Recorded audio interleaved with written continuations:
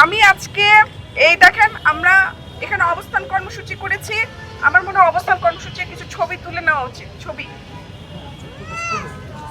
তো আমাদের এতদিন আমরা অবস্থান কর্মসূচি করেছি, আজকে আমরা একটা আপনাদের সামনে এই অবস্থান কর্মসূচির মধ্যে দিয়ে একটা ঘোষণা দিতে চাচ্ছি। আর ঘোষণাটা হচ্ছে আমাদের ব্যানারটা,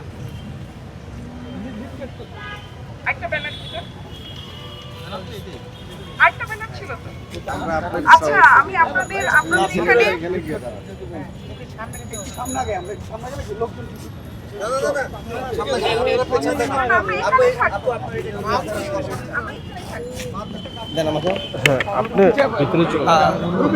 আপনি না মাইকের সামনে ধরতে হবে এটা। বাবু তুমি একটু আঙ্কেলের সাথে এসে করবো, আমার একটু জায়গা দাও। হ্যাঁ আমি এগুলো মাইকের সামনে। বাবার সমস্যা হচ্ছে দাঁড়াতে না। এখন ঠিক আছে।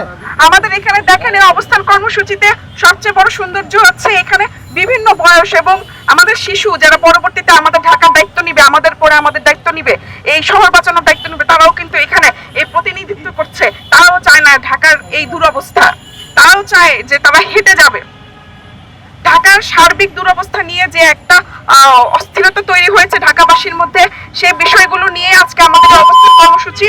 এবং সব শেষে যে কথাটি আমি বলতে চাই আপনাদের মাধ্যমে, আমি এতদিন একা রাস্তায় দাঁড়িয়েছিলাম, এখন আমার সভাপতিত্বে আমরা একটি হচ্ছে সামাজিক সংগঠনের ঘোষণা আজকে দিচ্ছি। আর সেই সামাজিক সংগঠনটির নাম হচ্ছে ঢাকা বাঁচাও। ঢাকা বাঁচাও নামে আমাদের একটি সামাজিক সংগঠন আজকে থেকে যাত্রা শুরু করতে যাচ্ছে, 3 জুলাই থেকে যাত্রা শুরু করতে যাচ্ছে। এবং ঢাকা বাঁচাও এই সংগঠনের মূল লক্ষ্যই থাকবে ঢাকার খুঁটিনাটি যে সমস্যাগুলো আমরা প্রতিনিয়ত আমরা জনগণ এখানে ফেস করছি, আমরা এই সমস্যাগুলো নিয়ে কথা বলবো, ভয়েস তুলবো।